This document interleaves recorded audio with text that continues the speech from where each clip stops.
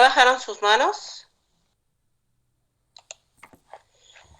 Ya mencionábamos que, por lo tanto, el metabolismo de los hidratos de carbono es un proceso que inicia cuando se da el primer bocado con algún alimento que contenga algún tipo de hidrato de carbono, ya sea simple o complejo. Es en este instante cuando se produce la acción de la saliva y especialmente de la enzima que se encuentra en la saliva, que es la amilasa salival. Cuando pasa de la boca al estómago, prácticamente se detiene de manera parcial la digestión de los hidratos de carbono porque el ácido del estómago neutraliza las amilasas, ¿sí? Posteriormente va a llegar al intestino delgado, en donde los hidratos de carbono deberán ser transformados por acción de las enzimas en hidratos simples, en hidratos de carbono simples. ¿Cuáles enzimas? Una amilasa intestinal y una amilasa pancreática, ¿sí? Una amilasa que se encuentra o que se produce en el intestino y otra más que se produce en el páncreas. Bien, entonces una amilasa que va de aquí y otra más que se produce acá. Bien, entre las principales enzimas que se tienen para degradar los hidratos de carbono están las siguientes: amilasas, maltasas, sacarasas y lactasas. Y recuerden, estas tres últimas ya van enfocadas a la degradación de los disacáridos maltosa, sacarosa y lactosa, y se encuentran en el borde en cepillo de las microvellosidades intestinales, y las amilasas en boca, en intestino y en páncreas. Bien, la amilasa descompone el almidón, el glucógeno y la dextrina en maltosa. La maltasa descompone la maltosa en glucosa, en dos moléculas de glucosa. La sacarasa rompe la sacarosa en glucosa y fructosa, y la lactasa descompone la lactosa en glucosa y galactosa. Bien, la glucosa y fructosa no son atacadas por enzimas y se absorben junto con la galactosa a través de los capilares del intestino y son conducidos al hígado, donde son transformados en glucosa. Una parte de la glucosa es utilizada como combustible por las células, otra parte es almacenada en el hígado en forma de glucógeno.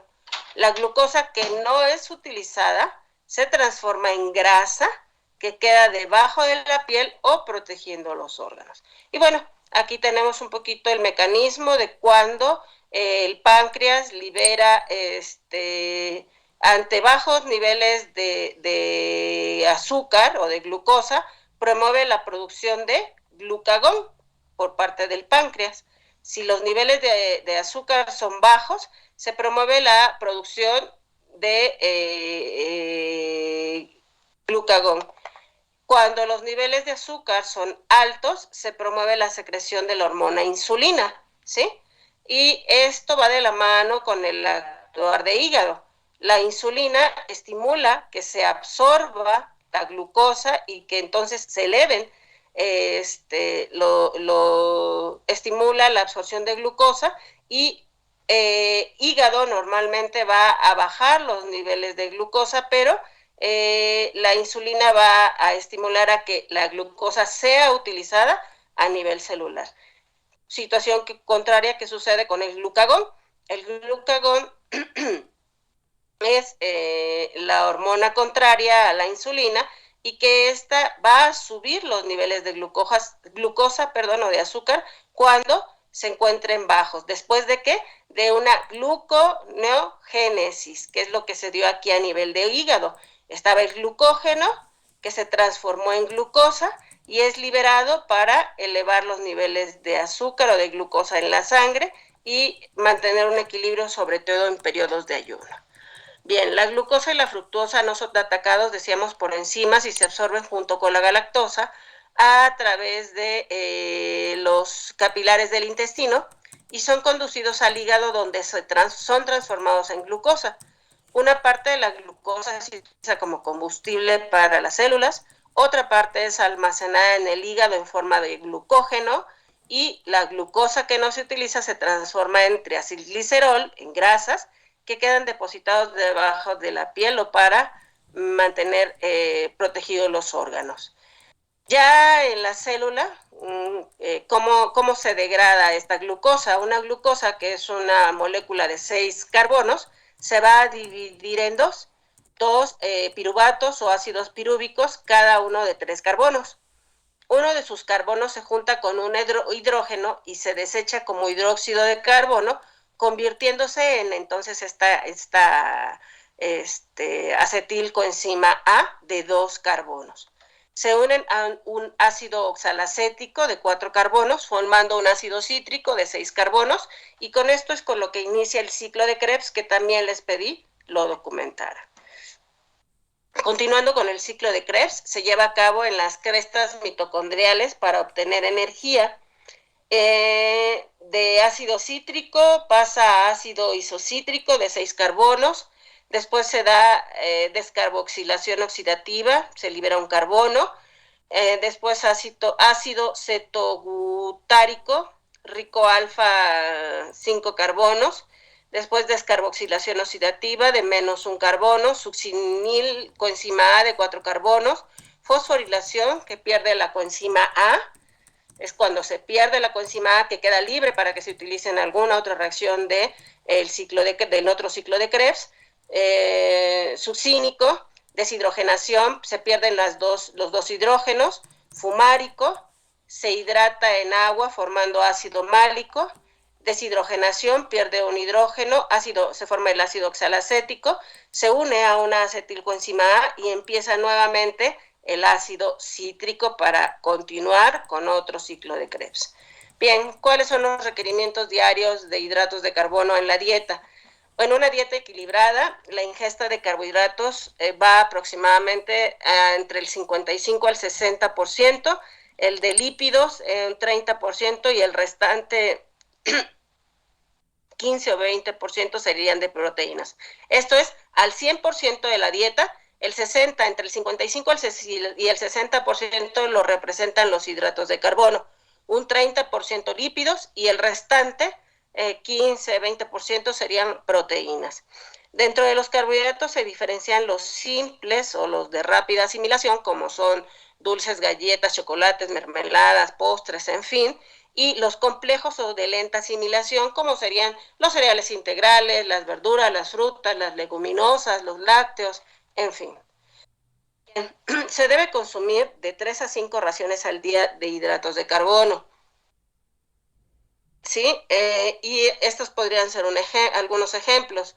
2 piezas de fruta fresca, de 50 a 100 gramos de arroz o pasta integral, de 30 a 40 gramos de galletas o pan integral, de 30 a 60 gramos de fruta desecada, ¿sí? Y bueno, las recomendaciones por grupos de edades, igual que como sucede con la energía y con el agua que previamente ya vimos, se recomienda la ingesta de cierta cantidad de hidratos de carbono que sea suficiente para cubrir sus necesidades. Recuerden que una cosa es una recomendación y una cosa es un requerimiento. Las recomendaciones poblacionales para un grupo de individuos con características similares, incluidas el género y la edad. El requerimiento es particular, se calcula con fórmulas específicas para individuos en particular, ¿sí? Bien, los hidratos de carbono, como ya veíamos, deben ser la principal fuente de energía de toda la dieta. El 55-60% de la dieta está representada por hidratos de carbono. Por lo tanto, debe aportar entre el 45 al 60% de las calorías totales, es decir, más de la mitad de las calorías totales que se ingieren tienen que provenir de hidratos de carbono. Y bueno, aquí tenemos algunos ejemplos, grupos de alimentos: arroz, pasta, papa, pan, integrales, verduras y hortalizas y frutas. Bueno, frecuencia recomendada, 4 a 6 raciones al día, verduras y hortalizas mínimo 2 raciones al día y frutas mínimo 3 raciones al día. Peso por ración, bueno, de 60 a 80 gramos de arroz, en pasta de 150 a 200 gramos y en papa de 40 a 60. En el caso de las verduras y hortalizas, de 150 a 200 gramos. Y bueno, acá tienen ustedes equivalencias y ejemplos. Un plato normal de arroz o pasta cocida, una papa grande o pequeña, o 2 o 3 rebanadas de pan o de pan integral, y así sucesivamente. Alimentos como fuente de obtención de hidratos de carbono. ¿Cuáles son los alimentos ricos en hidratos de carbono? Todos aquellos que son de origen vegetal, perdón, especialmente frutas, verduras, cereales y leguminosas, ¿sí? Aquí observamos dentro de los carbohidratos complejos arroz, pan, pastas, papa, leguminosas, y en los simples azúcar, mermelada, miel, dulces, chocolate, en fin. Es muy importante de dónde provienen los hidratos de carbono que ingerimos habitualmente a través de la dieta. Puede ser natural o no. Así, los carbohidratos naturales, mayoritariamente mono y disacáridos, se encuentran en frutas y en los jugos de estas frutas, y en algunos vegetales, leches y productos lácteos. Pero también hay otra fuente importante de hidratos de carbono, que son, en muchos casos se les llama caloría vacía. ¿Y por qué se denomina caloría vacía? Porque no aportan más que energía, pero no aportan ningún otro nutrimento indispensable para la vida. Entonces, estos hidratos de carbono son los que se encuentran en los refrescos, en las bebidas azucaradas, en los disque jugos que venden, que realmente de jugo no tienen absolutamente nada. Entonces, lo único que traen es sacarosa, jarabe de maíz de alta fructosa, azúcar de remolacha, azúcar de caña, pero no aportan nada más que calorías.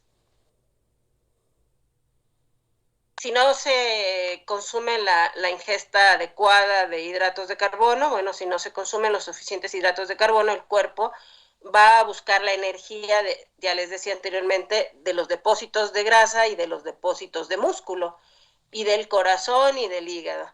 Además de la cantidad ingerida, se debe incluir en la dieta carbohidratos glicémicos y fibra, ya que la reducción o ausencia de alimentos ricos en carbohidratos no digeribles, como los cereales, es decir, de la fibra, integrales, frutas y vegetales, puede ocasionar, entre otras patologías, cuadros de estreñimiento, de colitis o algunos síndromes. La falta de hidratos de carbono puede causar desnutrición, debilidad, irritabilidad, cansancio y falta de energía física y mental. ¿Qué pasa si no se consumen si se consumen en exceso los hidratos de carbono? Bueno, cuando se consumen de más, se estará ingiriendo más calorías de las que el cuerpo requiere, que al no ser utilizadas se van a almacenar en tejido adiposo como triacilglicéridos, y esto va a llevar a la ganancia de peso. Esto es un problema importante. En gran medida, además de que la alimentación del mexicano no tiene la calidad adecuada para considerarse como una dieta correcta, en su gran mayoría los mexicanos comemos en exceso. Eso hace que a la larga, después de, no sé, de pasar de ser niños a adolescentes o adultos, ya tengan una ganancia de peso importante. ¿Por qué? Por los malos hábitos de alimentación. Esto es problemático porque el sobrepeso está asociado con muchos problemas de salud, como son diabetes, cardiopatías, algunas otras, incluso algunos tipos de cáncer, como es el de colon, el de estómago, el cáncer de próstata, están asociados a dietas excesivas en alimentos y específicamente grasas e hidratos de carbono.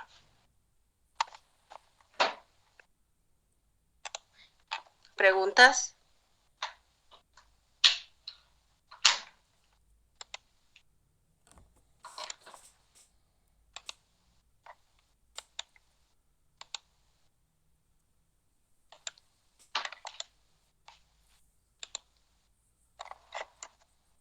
¿Preguntas, chicos?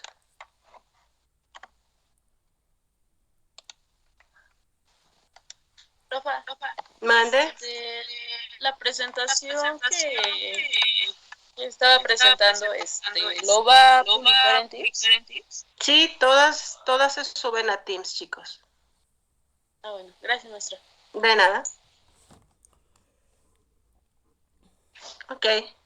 Veo 3, 4 manitas levantadas. ¿Se quedaron levantadas o quieren comentar algo? Brenda, Carmen, Aislinn, Montserrat, están levantadas sus manos. ¿Se quedaron levantadas o quieren participar?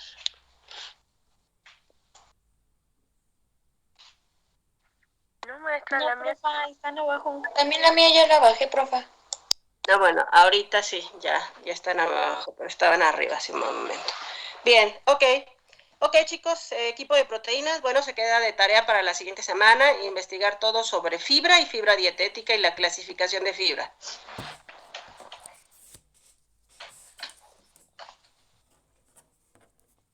Ok, equipo de proteínas, chicos. Sí, maestra, voy. Ya voy a compartir pantalla. Gracias.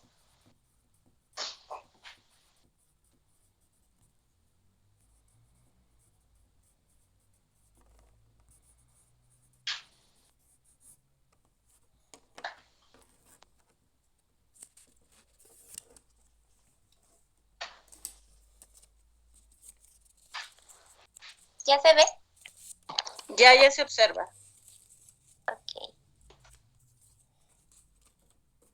Buenos días, nosotros somos el equipo 3 y le vamos a presentar el tema de proteínas. Los integrantes son Córdoba Sánchez, Brenda Yerexi, Cruz Dorado Erika, Espinosa Carrasco Michelle, Galicia Lugo Israel Uriel, García Mesa Ileana Paola y Rico Velarde Diana.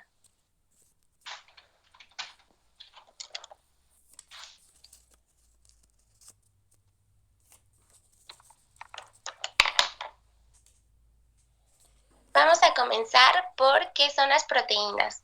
Las proteínas son polipeptidos formados por cadenas largas de aminoácidos, es decir, de monómeros, que están unidos por enlaces de tipo peptídicos y que se pliegan en ellas mismas. Están formadas por carbono, hidrógeno, oxígeno y nitrógeno, pero en algunos casos también están formados por fósforo, hierro, magnesio y cobre, y el aporte de las proteínas, el aporte energético es de 4 kilocalorías por gramo. Las proteínas de alta calidad son aquellas que van a contener todos los aminoácidos esenciales, es decir, aquellos que el cuerpo humano no puede producir por sí mismo y que necesita obtener por medio de los alimentos, y estos son histidina, isoleucina, leucina, lisina, metionina, fenilalanina, treonina, triptofano y valina. Los aminoácidos no esenciales son aquellos que el cuerpo es capaz de producir por sí solo y son alanina, arginina, asparagina, ácido aspartigo, cisteína, ácido glutámico, glutamina, glicina, prolina, serina y tirosina.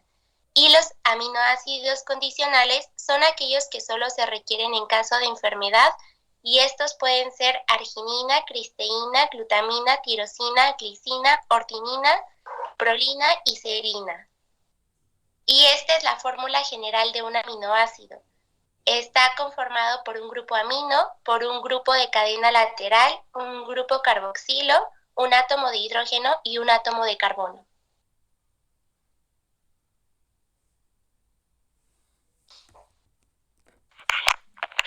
¿Cómo se clasifican? Se clasifican en 4 niveles de estructura. Estructura primaria, que es la secuencia de aminoácidos de una cadena polipeptídica.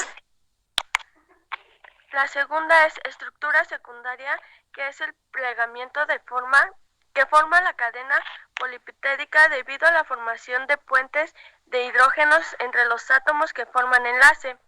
La tercera es estructura terciaria, que es cuando ocurre cuando existe atracción entre láminas y estructuras específicas para cada proteína y determina la función de dicha proteína. Y la última, que es estructura cuaternaria, implica la alteración de más de una cadena polipeptídica, que por lo tanto lo divide en diferentes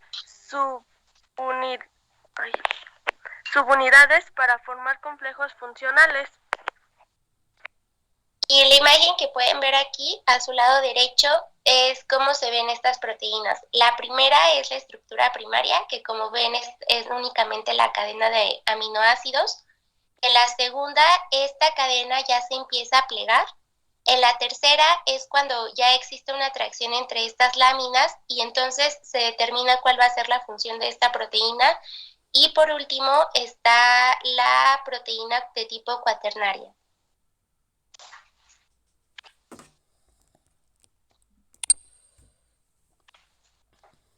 Funciones de las proteínas.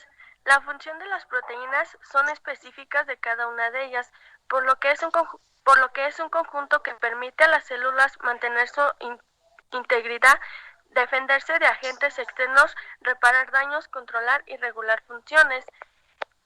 Por lo que vienen las funciones que es función estructural, función hormonal, función reguladora, función defensiva, función de transporte, función contráctil y función de reserva, función enzimática.